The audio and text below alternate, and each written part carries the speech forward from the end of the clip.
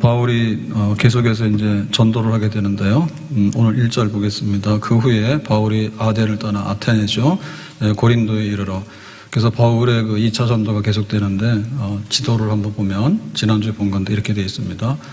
지금 시리아 안디옥에서 출발해서 쭉 가서 드로아에 가서 아시아도 못하고 그 다음에 비두니아 북쪽도 못하고 해서 드로아에서 기도해가지고 마게도냐 저쪽에 유럽에 지금 그리스죠. 글로 가라 해서 빌립보 갔잖아요. 빌립보 가서 뭐 감옥 가고 난리 났죠. 자, 이래가지고 이제 빌립보 전도한 다음에 그 다음에 데살로니가로 가서 베레아로 가서 아테네로 와서 좀 밑으로 쭉 보면 고린도까지 이제 오게 됩니다.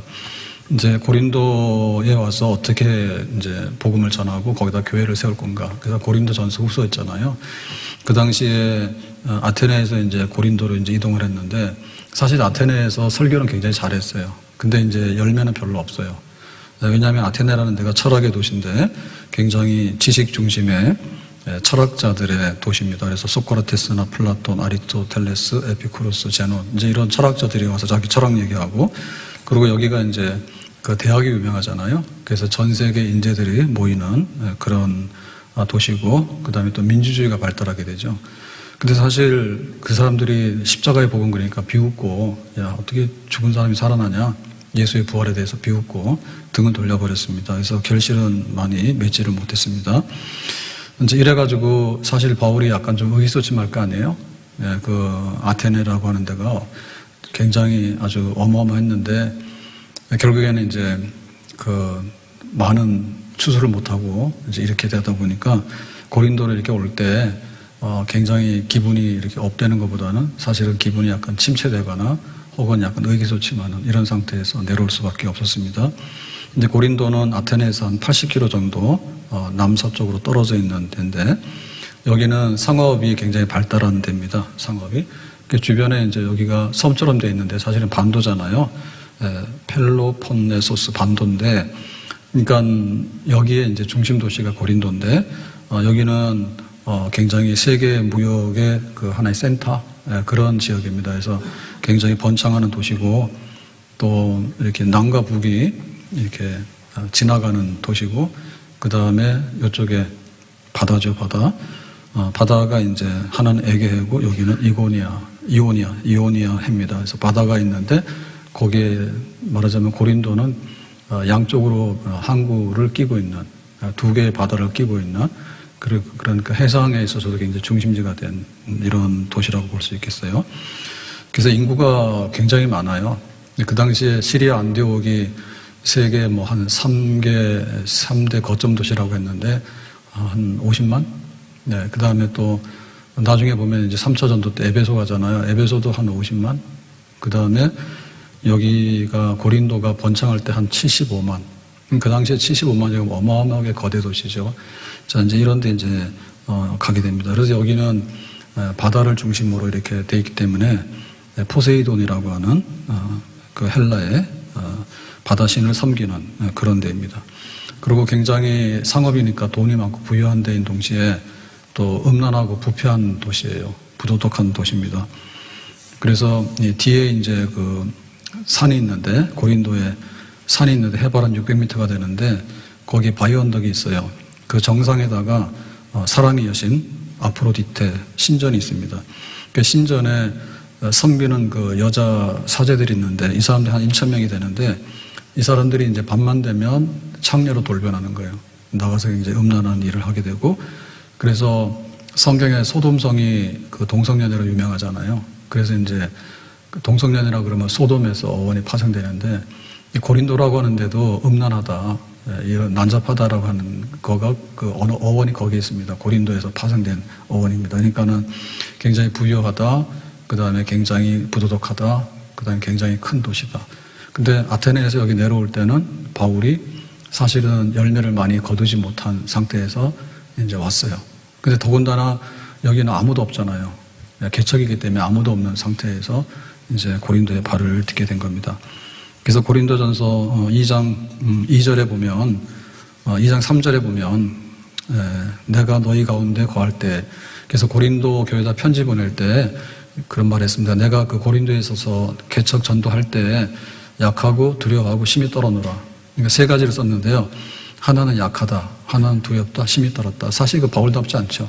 바울답지 않습니다. 왜냐하면 빌립보에서 보면은 그 귀신 들린 아이를 고쳐가지고 감옥에 가서 매 맞고 할 때 한밤중에 일어나서 기도하고 찬송했잖아요.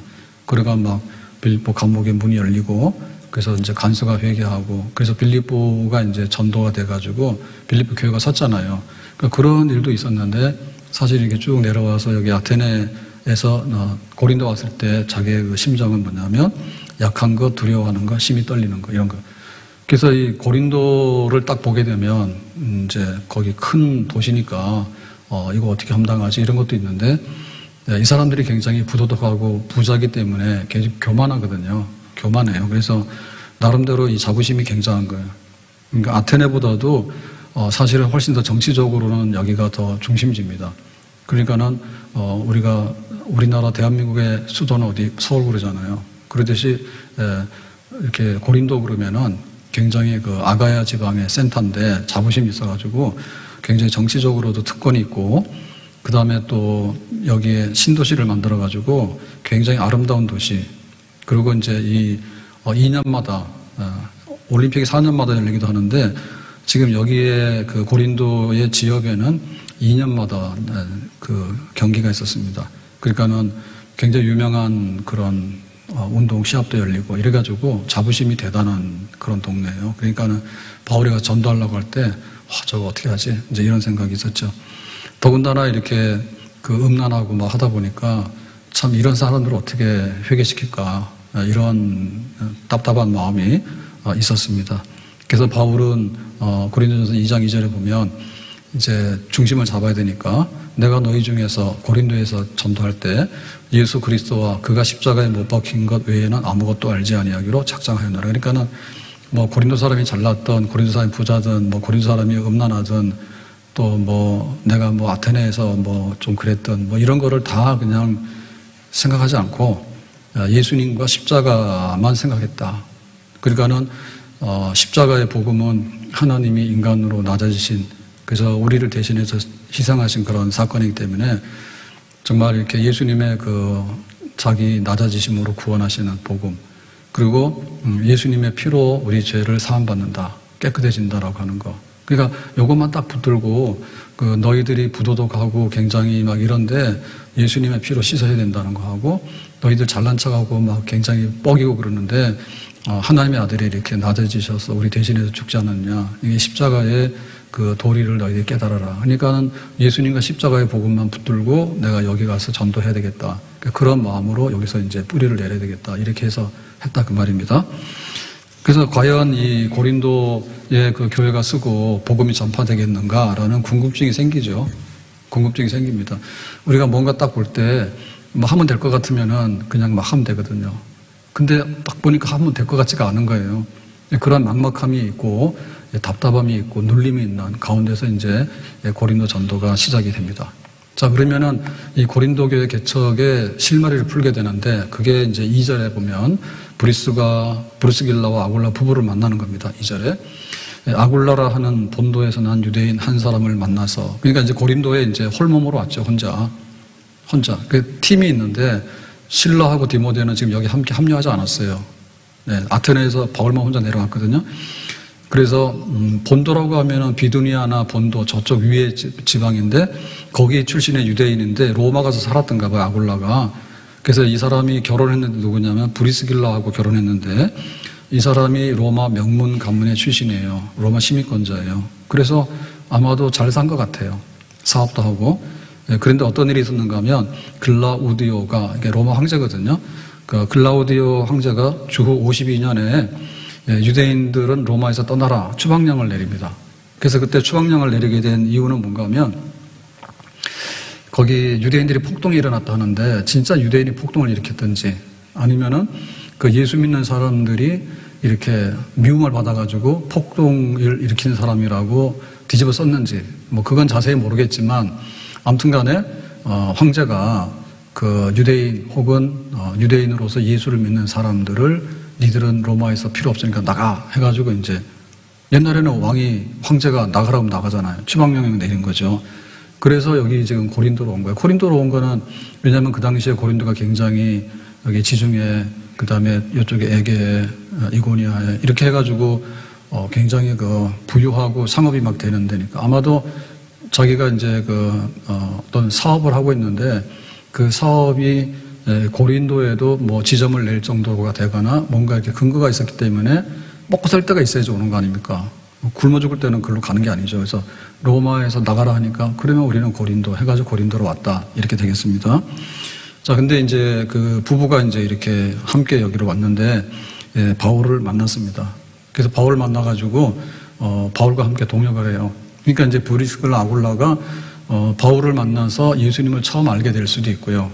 아니면 로마에서도 어쨌든 간에 예수님을 알고 거기도 이제 기독교인들이 있었어요. 근데 너희도 나가라 해서 추방해서 왔다 하면은 이미 그리스도인인데 고린도에 와서 바울하고 의기투합해서 만났다. 이렇게 볼 수도 있어요. 아무튼 간에 이제 동역자가 된 거예요. 동역자. 그래서 이 브리스길라와 아굴라 부부는 바울의 유명한 그 하나의 동역자인데 이 고린도 교회를 개척하는데 함께 했고요. 여기서 1년 6개월을 머물거든요, 바울이. 그러니까 1년 6개월 동안 계속 같이 한 거죠. 그리고 바울이 이제 그러면 이제 내가 2차 전도 마치고 가야 되겠다 해가지고 떠나갔잖아요. 떠나갈 때 에베소로 가요. 브리스길라 아굴라 부부가. 에베소에서 또 이제 복음을 전해요. 그때 이제 유대교의 그 학자 중에 유명한 사람이 아볼로라고 하는 사람이 있는데 이 사람이 와서 이제 그 성경을 막 가르치잖아요. 그래서 브리스길라 아굴라 부부가 딱 보니까 성경을 잘 알긴 아는데 이제 세례 요한까지 알아요. 그래서 이제 세상 죄를 지고 가는 어린 양이다 그랬는데 그 예수님이 누군지는 모르는 거예요. 그래서 부부가 딱 이렇게 보다가 아굴라를 불러다가 이 사람이 학자거든. 성경 학자인데 바로 예수님이 그리스도야. 그걸 알려주죠. 그래서 이제 아볼로가 크리스찬이 되는 거예요. 이 사람이 설교를 굉장히 잘하고 성경 굉장히 많이 알거든요. 그래서 그 에베소에서 이제 이렇게 복음을 받고 그 다음에 이제 아굴라가 이제 아볼로가 고린도로 이제 자기가 이제 이렇게 또 전도를 나오게 됩니다. 그래서 나중에 고린도 교회가 분쟁이 일어났을 때 거기 보면은 고린도 교회가 이렇게 분란이 막 일어났을 때 바울파, 베드로파, 아볼로파. 그 아볼로가 여기 와서 굉장히 나중에 영향력을 많이 행사했어요. 근데 고린도에 있던 브리스길라 아굴라가 에베소 가서 거기서 아볼로에게 복음을 전해서 아볼로가 고린도로 와가지고 근데 그땐 순회하면서 막 전도했잖아요. 그거 굉장히 많은 이렇게 추종자들을 건드릴 수 있을 정도로 이렇게 굉장히 유력한 인물인데 브리스길라 아굴라 부부가 가르친 사람이야, 아볼로가. 예. 그래서 이제 에베소에 있다가 나중에 이 브리스길라 아굴라 부부는 로마로 가게 되죠. 그러니까 바울이 로마에다가 편지를 쓰잖아, 로마 교회에다가. 편지 쓸 때 보면 그때 그 유명한 말이 있습니다. 로마서 16장 4절에 그들 브리스길라 아굴라 부부인데요. 내 목숨을 위하여 자기들의 목이라도 내어 놓았나니 그랬죠. 그러니까 이제 바울의 동역자이면서 함께 천막 만드는 일을 같이 했는데 바울의 목숨을 위해서는 대신 죽어준다 할 정도로 바울에게 아주 헌신하고 했던 부부예요. 그러니까 고린도, 에베소, 그 다음에 로마. 나중에 바울이 이제 로마를 보리라 하고 이제 로마로 가지 않습니까? 그러니까는 한 번 만나서 그냥 잠깐 있다 헤어진 사이가 아니라 함께 동역도 했고 이제 로마 교회에 가서 다시 이제 추방령 내린 다음에 나중에 다시 돌아가죠, 그죠? 예. 그래가지고 이제 로마 교회를 방문하려고 할 때 브리스길라 아굴라 부부에게 문안하면서 이분들 굉장히 나를 대신해서 목숨까지 내놓는 분이다라고 로마 교회에다가 편지 쓰면서 언급하는 부부이기도 해요. 그래서 지금 이 고린도 교회에 그 전도 활동을 하려고 할 때 뭔가 이렇게 실마리가 있어야 되잖아요. 그러니까는 하나님께서 브리스길라 아굴라 부부를 붙여준 거예요. 그래서 천막 만드는 일을 같이 했다 그랬습니다. 아무튼 간에 우리가 이렇게 그 고린도에서 전도하는데 혼자 있는 바울에게 그 함께 일할 수 있는 사람이 붙었다는 얘기는 큰일이지. 큰일입니다. 그래서 좋은 동역자를 만나야 되고 우리가 뭐 전도하게 될 때도 혼자 하는 것보다는 삼겹줄의 역사를 이루는 게 좋아요. 그래서 셀에서 하자 하는 게 좋고 또 교구에서 하자 하는 게 좋고 우리 전도 대상자 좀 정하라 그랬더니 제가 언뜻 봤는데 한 300명? 네, 매우 적은 숫자입니다. 매우 적은 숫자입니다. 왜 안 놀래요? 전도를 하려고 하는 사람이 우리 교인들이 다 파악해 보니까 지금 한 300명이다 그거야. 데리고 오는 것도 아니고 대상자가 매우 적은 겁니다. 지금 그 당시에 고린도가 75만 되는 거대 도시인데요. 바울이 와서 보니까 와, 기가 막힌 거잖아. 그러니까 누구를 붙였어? 브리스길라 아굴라 부부를 붙여가지고 어비 같아가지고 천막 만드는 일을. 왜냐면 밥은 먹고 살아야 되니까. 성교비도 아니고 지금 여기 아무도 없잖아요. 그러니까 자기 혼자 생활을 꾸려 나가기 때문에 이제 자기가 이제 천막 만드는 일을 하고 있는데 브리스길라 아굴라도 이제 유대인이고 하니까 그런 이제 일을 같이 이제 이렇게 만나서 하게 된 거죠. 그러니까 이렇게 합치니까 이제 뭔가 힘이 생겨서 그러면은 좀 복음 전하는데도 힘이 되겠다 이렇게 된 거지. 그래서 우리가 뭔가 할 때 하여튼 간에 사람 잘 만나야 됩니다. 교회 잘 만나고 사람 잘 만나야 되는데 전도를 문을 막으려고 하면 뭐 지난주에는 하여튼 간에 그래서 오늘 비가 와서 그런지 지난주보다 교회 안 왔어요. 예배 드리는데 안 왔어요. 탑도 있고 정명석이 탑도 있고 그 다음에 일장기 목사 탑도 있는 것 같아. 여기 있는 분들 모르죠, 그죠? 안 오는 분들은 그래서 안 왔어요. 우리가 일장기 교회예요? 우리가 정명석이에요? 나는 이신데? 참, 그 세상이 그렇다니까요. 근데 어떻게 그런 게 일어나는지 모르겠다니까. 아니, 씨를 뿌리면 이렇게 좋은 알곡을 뿌려놨는데 알곡은 안 나오고 이상하게 쭉정이만 막 나오게 되고 잡초만 나오게 된다니까. 우리 생각에는 그런 교회를 왜 가냐 그러잖아요. 근데 막 그 JMS 교회가 쫙 퍼져 있대. 성폭력 해가지고 잡혀가서 감옥에서 얼마를 살고 나와도 그 교회가 없어지지 않는 거예요. 미쳐도 보통 미친 게 아니에요. 그러니까는 뭐 전도한다 그러면은 사람들은 교회 그러면 다 교회인 줄 알거든요. 일장기 걸어놓고 목사 그러면 다 그런 목사인 줄 아는. 일본한테 야구를 치니까 살맛이 안 나더라고. 근데 사실은 야구 그런 거는 필요도 없는 거예요. 축구도 지지, 야구도 지지. 할 줄 아는 게 뭔지 모르겠어. 그러니까 아예 하지 말자니까. 다 없애가지고 우리나라는 축구도 안 하고 야구도 안 했으면 좋겠어. 옛날에는 그 재미로 살았거든요. 축구, 야구를 이기니까 그 재미로 살았는데 지금은 안 돼. 힘들어. 그래서 우리가 어떻게 할 때 정말 하나님이 원하시는 일이 교회 세워서 전도하는 일이고 우리가 믿으면서 해야 되는 일이 전도인데 참 망망대해에 배 하나가 흔들흔들하게 되면 힘 못 쓰잖아요. 그러니까 모여야 되지. 교회 모여야 되고 또 교회 사명 중에 제일 큰 사명이 전도 선교하는 사명인 거예요. 열심히 막는 사람들 나오거든요. 가짜들이 나와가지고. 그러니까 우리가 또 열심히 풀어야 되잖아. 열심히 풀어야 되잖아. 브리스가 아굴라를 붙여줬다니까. 바울 힘내라. 네. 자, 그 다음에 이제 어떻게 되냐면 3절에 보니까 생업이 같음으로 함께 살며 일을 하니 그 생업은 천막을 만드는 것이더라 그랬죠. 그래서 이 천막 만드는 일은 그 랍비들도 하는 기술입니다. 그러니까는 랍비들은 학자인데요. 성경을 많이 공부한 학자잖아요. 근데 그것만 가지고는 굶어 죽거든. 그러니까는 이제 손기술 노동을 알려주는 거예요. 그래서 랍비들도 노동하는 걸 하는 거예요. 근데 바울도 유명한 성경학자 아닙니까? 그런데 천막 만드는 일을 바울이 할 수 있어, 노동을. 그래서 자기가 이제 고린도에 와서 뭐 먹고 살아야 되니까 어떻게 합니까? 그러면 나도 노동해서 천막 만드는 일을 했다니까 업이 같았기 때문에 이제 두 부부하고 만나게 된 거죠. 그래서 지금 그 천막 만드는 일을 했다라고 하는 얘기는 할 수 없기 때문에 한 겁니다. 어떻게 보면은. 왜냐하면은 막 성도들이 전도비를 막 보내주고 그 다음에 막 전도할 수 있는 팀이 쫙 짜여졌으면 바울이 이거 안 하죠. 근데 여기 고린도도 그러고 에베소도 그러고 그렇게 큰 도시에 가서 여기서는 1년 6개월 또 에베소에서는 3년 이렇게 하는데 자기 혼자 밥 먹고 살기도 힘들고 전도하는 돈이 들잖아요. 또 팀들도 먹여 살려야 되고 하다 보니까 이제 이런 일을 하면서 그야말로 이제 밤낮으로 일을 하는 겁니다. 낮에 낮잠 자는 시간이 있거든요. 그러면 그런 시간에 잠을 안 자고 휴식 시간에 가서 일을 하게 되고 그리고 뭐 낮에 못하면 밤에도 이제 가서 또 전도하게 되고 이제 이렇게 하는 거죠. 그렇게 하면서 이제 한 거예요. 자비랑 선교를 했는데 그야말로 돈 벌기 위해서 한 게 아니라 전도를 위해서 일을 할 수밖에 없는 상황에서 이제 일을 하게 된 거예요. 그러니까는 우리가 그리스도인으로 살아갈 때 우리의 본연의 제일 중요한 사명은 전도자인데, 전도하는 그리스도인인데, 이거는 우리가 일하면서 하는 거예요. 일하면서. 그러니까 아주 특별하게 풀타임이 돼가지고 가만히 있어도 전도비도 주고 선교비도 주고 비행기도 태워주고 그러니까 왔다 갔다 하면서 하는 사람 잘 없어요. 그냥 대부분은 가정주부야. 우리 집에다가 복음 전하려면 가정주부 몫이지 누구예요? 그러니까는 엄마들이 애들한테 잘해주라니까.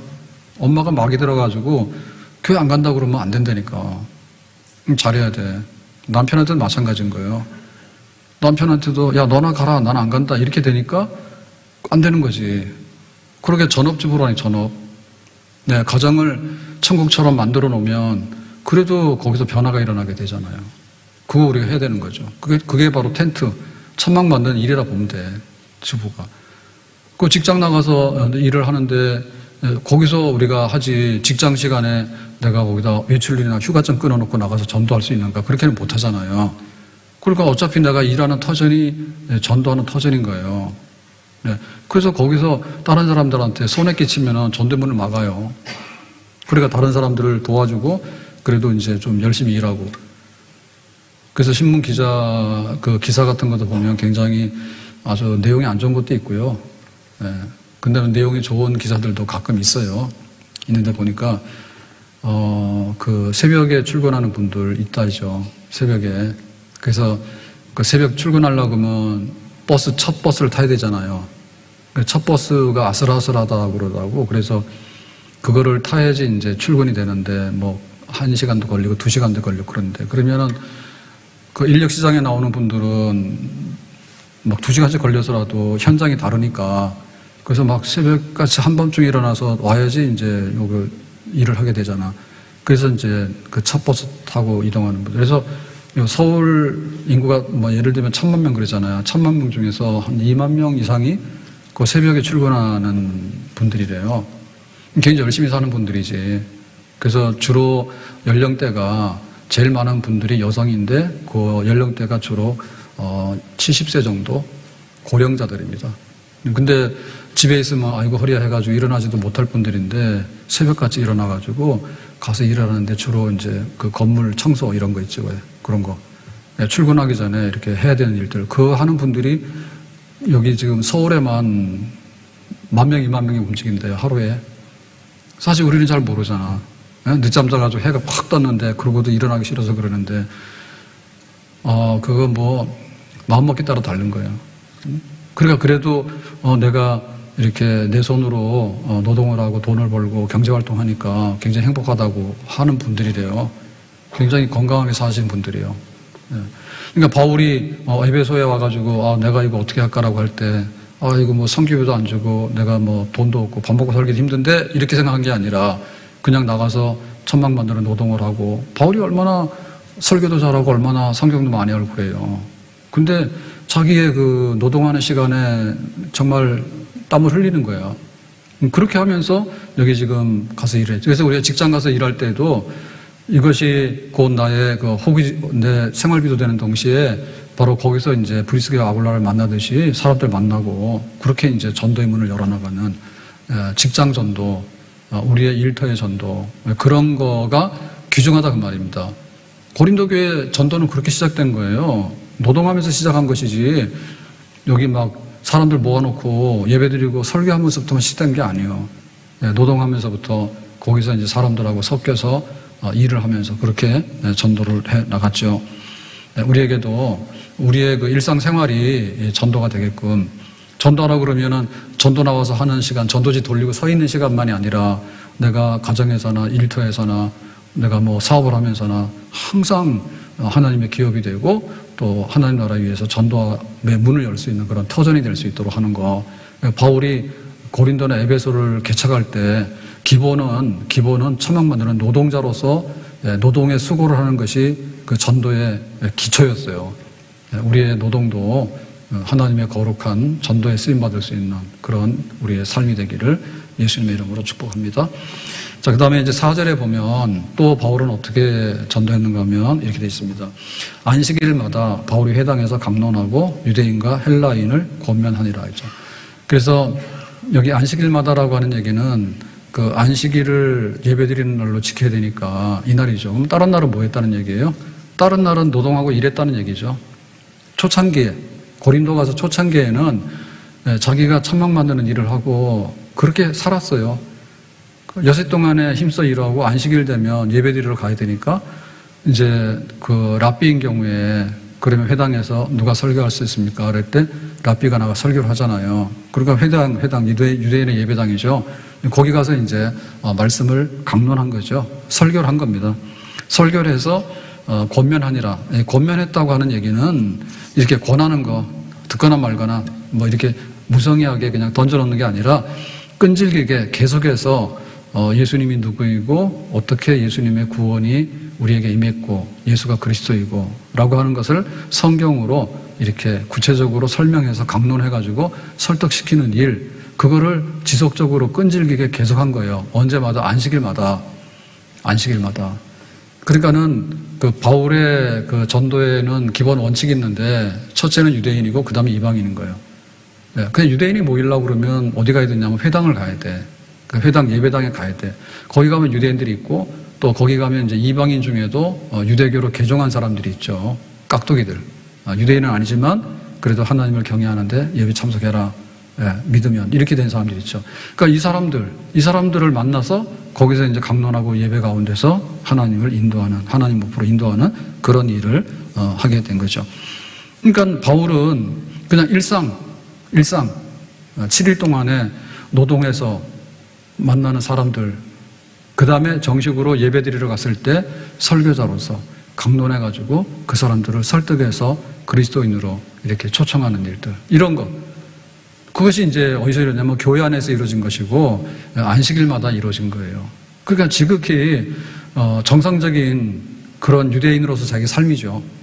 그 다음에 복음 전할 때 기회만 있으면은 우선은 유대인에게.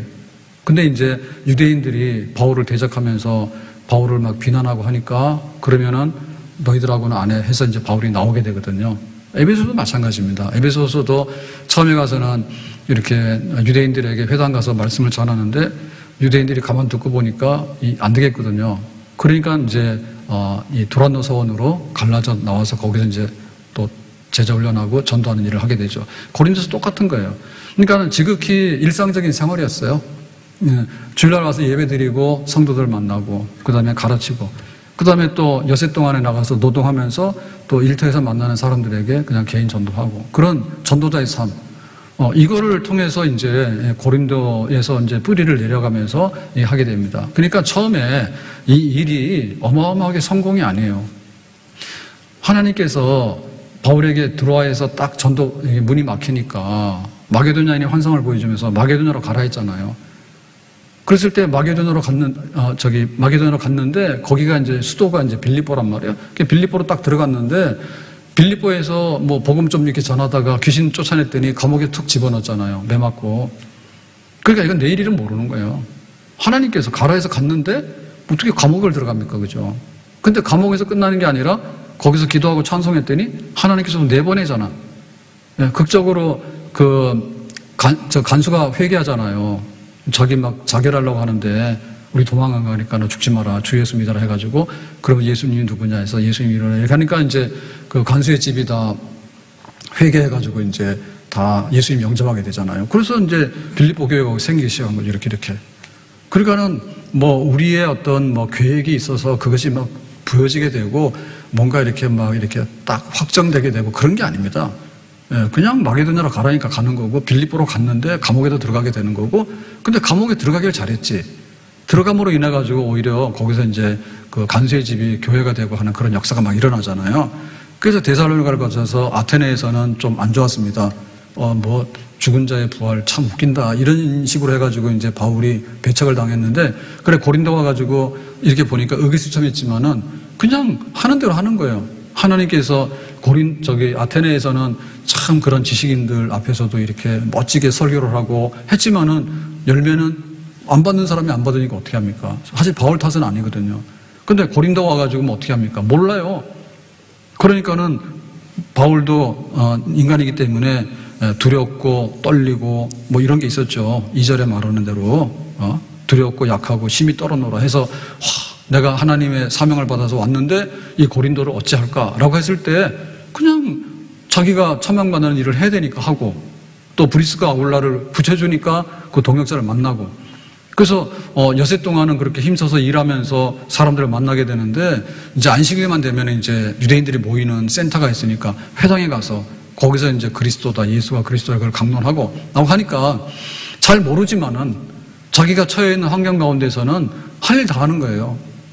일할 때는 일하고 안식일 되면 가서 예배드리고 또 강론할 수 있으니까는 힘써 예수가 그리스도라고 강론해서 복음을 전하게 되고 그렇게 하는 거죠. 지금 당장에 어마어마하게 많은 반응이 오는 건 아닙니다. 아테네에서도 그랬지만 고린도에서도 회당에 찾아가서 유대인들에게 할 때요 별로 안 믿습니다. 별로 안 믿어요. 그러니까 그걸 계속하다 보니까 유대인들이 눈치를 채고 이거 이단 같은데 바울 이래가지고는 쫓아내잖아요, 바울을. 그러니까 바울이 그래 너희들이 안 받으면 나는 이방인에게 갈 거야 라고 해가지고 여기 회당을 안 가게 되고 따로 디도의 집에 이제 그 전도센터를 만들어서 거기서부터 이제 이방인들에게 말씀 전하거든요. 그랬더니 이방인들은 그냥 물밀듯이 쏟아 들어오는 거예요. 유대인들은 바울을 막 비난하고 공격해가지고 받아들이지 않는데 여기 딱 그걸 옮겨가지고 디도의 집에, 회당 옆에 디도의 집에 와가지고 전도하고 이방인들 오라 하니까 이방인들은 그냥 쏙쏙 받아들이는 거예요. 그러나 거의 고린도 교회가 크게 부흥해서 큰 교회가 되거든요. 그러니까 몰라요. 어떤 방식으로 결과가 어떻게 나올지는 다 몰라. 그렇지만 바울은 가라 하니까 간 거고 유대인이 먼저니까 유대인에게 먼저 한 거고, 그리고 자기가 노동을 해서라도 이 삶을 개척하면서 여기에 지금 뿌리를 내려야 되기 때문에 힘들지.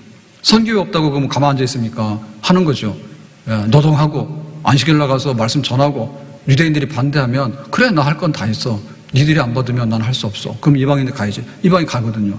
그러니까 일상생활 속에 있었던 그 흔적이 결국에는 나중에 고린도 교회를 만들어내는 거예요. 우리도 이렇게 그리스도인으로 살아간다고 하는 것이 어마어마한 건 아니에요. 뭐 나만 믿는 게 아니라 100년 전에도 믿었고 1000년 전에도 믿었는데 우리는 호강이지 뭐요. 호강이지. 차 타고 오지. 그 다음에 뭐 전기밥솥이 밥 해주지. 세탁기가 옷 해주지. 뭐가 모자래. 그러니까는 그 시대에 그 믿음을 가졌던 그분들하고 보면 우리는 굉장히 호사하다, 호사. 많은 걸 누리고 있단 말이에요. 그러니까 우리도 노동하는 거예요. 그러고 주일날 모여서 예배 드리는 거예요. 그러면서 우리가 할 수 있으면 나가서 셀에서 모여서 하고 교회에서 모여서 해가지고 봄이 됐으니까 농부가 봄에 씨를 뿌리잖아요, 한 번쯤은. 그리고 겨울 지나고 나면 꽃 피었다니까 진짜요. 오늘 춥고 내일 좀 영하로 내려가는데 또 너무 빨리 더웠어요. 너무 빨리 더웠는데 어쨌든 꽃은 이미 피었기 때문에 할 수 없어. 피었기 때문에 다시 못 돌아가. 어쨌든 계절은 왔단 말이에요. 그러니까 우리는 또 그렇게 씨를 뿌리는 거지. 그래서 뭐 이단이 나와서 뭐 정명석이 나와서 시끄럽게 하고 무슨 뭐 사입이 나와가지고 일장기 걸고 뭐라고 하고 하더라도 그냥 교회는 누가 알아주든 안 알아주든 뭐 우리가 얼마나 성공이 보장되든 보장이 되지 않든 뭐 우리가 얼마나 유명하든 아니든 간에 바울은 고린도하고 에베소를 개척할 때 그냥 가서 천막 만드는 일을 하면서 그냥 거기서 눌러 앉아가지고 하게 된 거예요. 빌립보 갔을 때는 여기 지금 매 맞고 끌려가가지고 네가 왜 귀신을 쫓아냈냐 해가지고는 감옥에 들어가가지고는 거기서 또 개척을 하게 된 거잖아요. 그러니까 이러나 저러나 안 지났으나 우리에게 주신 사명을 있는 처소에서 있는 환경에서 묵묵히 감당하고 씨를 뿌릴 때 하나님께서는 계기가 돼가지고 크게 역사할 때도 있고 뭐 아닌 경우에는 아테네처럼 잘난 사람들이 너 나가라 부활이 뭐냐 이러면은 그 사람들만 손해지. 그냥 우리는 할 도리를 다하게 되는 줄로 믿습니다. 온 교회가 매주 모일 때마다 우리가 세상적으로 자꾸 빠져들게 되면 우리가 할 일이 없어요. 교회가 모여서 우리가 전도하고 또 교회를 지키고 다음 세대를 지켜나가고 라고 하는 것이 우리의 업이지. 귀찮으니까 결혼 안 하고 귀찮으니까는 애도 안 놓는데 동거하더라도 또 동거하더라도 그건 왜 하나? 귀찮으면 안 해버려야 되지. 결혼도 안 하고 애도 안 놓는데 동거는 왜 하냐고, 연애는 왜 하냐고. 아예 스님대에 다 들어가. 할 건 다 하면서 마지막에 열매가 없잖아요. 삶의 열매가 없잖아요. 얼마나 많이 왜곡됩니까? 교회도 마찬가지잖아요. 교회 십자가 복음밖에는 우리의 자랑이 없다고. 그리고 우리가 믿는 것밖에는 우리 인생에 행복이 없다고. 그리고 우리가 교회를 지켜나가고 다음 세대에 물려주고 우리만 하는 게 아니라 1000년, 2000년 동안에 이 복음을 전달해준 이 복음을 우리 때 와서 종자씨까지 먹어서 되겠냐고. 그건 아니지. 할 일이 뭐가 있어요. 주님께서 부탁하신 일들 그렇게 해야 되겠죠. 영생의 말씀이 계시는데 우리가 어디로 가겠냐고. 예? 가짜들도 나와서 막 전도하고 막 난리더라 보니까 정명석이 옛날에 정명석인 줄 알았는데 지금도 그러고 있더라니까요. 감옥 가 있는데도 그 사람들은 다 모여가지고 하고 있는데, 그래서 우리가 말하는 지금 이 전도 대상자도 참 우리보다 선생이야. 정명석이 잡혀간 이단에 빠진 사람들 보니까 거기 가면은 뭐도 해준다. 우리가 말하는 흔히 말하는 접촉점이 있죠. 전도 접촉점. 우리는 겨우 해봐야 마스크 주고 교회 좀 이렇게. 그 사람 그게 아닌 거야. 막 더 뭐가 뭔지를 모르게 막 이렇게 위장을 해가지고 뭐 심리 검사도 한다고 그러고 뭐 이쁘게 뭐도 한다고 그러고 뭐 온갖 거 다 해가지고는 그냥 홀려가지고는 이렇게 개인적으로 이렇게 좀 연결되게 한 다음에 나중에는 끌고 가가지고는 결국엔 이단 그 교리를 집어넣어가지고는 사람 획 돌아버려가지고 빠져나오지도 못하게 되고 그런 걸 만들어내잖아요. 그러니까 그 악하게 열심을 내는 사람들 보면 우리는 너무 순둥이고 우리는 너무 못해. 은혜 받읍시다. 아멘? 막 이단들이 나와서 그래가지고 교회 창피하다고 그럴 게 아니라 우리가 하는 대로 우리 조상들이 하던 대로 우리 믿음의 선조들이 하는 대로 가라 하면 가는 거고 차막 만들어라면 차막 만드는 거고 그 다음에 회당에 가서 유대인 만나서 복음 전하는 거고 그렇게 하다 보면 주님께서 우리에게 역사하시는 새 때를 주시는 줄로 믿습니다. 부흥의 때도 전도의 때도 문을 여는 때도 고린도가 어마어마하게 큰 대도시인데 거기에 교회가 세워져서 흥하게 되는 것도 사실은 바울이 이런 과정을 겪었기 때문에 나중에 고린도 교회가 열매가 나타나게 되고 에베소에도 전도의 열매가 나타나게 되는 그런 역사가 있었어요. 씨를 뿌리고 부흥의 때를 사모해서 열심히 일하는 자들에게 하나님께서 또 한 번 은혜의 때를 결실의 때를 주는 줄로 믿습니다. 내가 끝까지 예수 믿고 우리 가정 식구들이 다 구원받고 다음 세대들이 똑바로 서서 교회가 복음을 전달해서 다음 세대까지가 채워지게 되는 우리의 사명을 다할 수 있는 하나님의 은혜가 있기를 주의 이름으로 축복합니다. 기도합니다. 오늘 주신 말씀과 같이 바울은 전도자로서 고린도의 땅을 내딛고 고린도의 사역에 착박한 환경 속에서도 노동하면서 또 유대인의 회당에 찾아가서 애를 쓰는데 그러한 일상의 전도자의 모습으로 바울이 살았던 것처럼 우리들도 그렇게 살아가기를 원합니다. 믿는 사람 전도자 교회 전도하는 교회 될 수 있도록 새 은혜를 우리에게 가득가득 부어주시기 원합니다. 주 예수님의 이름으로 기도합나이다. 아멘.